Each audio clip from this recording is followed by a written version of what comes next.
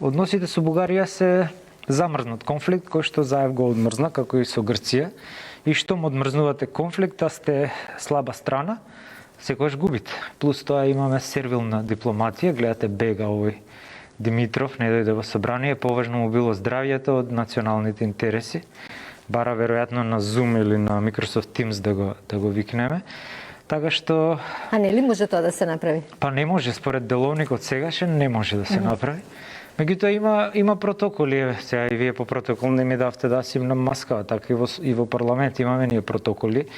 На влез ни мерат температура, има дезинфициенси, така што... Сметате дека ќе беше во ред да дојде? Апсолутно не да беше во ред, тоа му е должност да дојде, бидејќи тој е министер, а ова е законодавна власт која го бира и тој контролната функција на парламентот е да ги контролира министрите и тој требаше да дојде во вака круцијални моменти, не само тој требаше. Добро, изјавата беше дека сака да го сочува здравјето во оваа ситуација бидејќи треба да работи.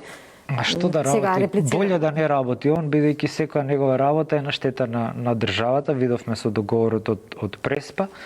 Така ќе биде и со овој договор лицемерно наречен за добро соседство и пријателство. Нема ништо од тоа. Имаме великобугарски експанзионистички и редентистички барања, против кои ние поднесовме декларација и чекаме и очекуваме спикерот да ја стави на дневен ред.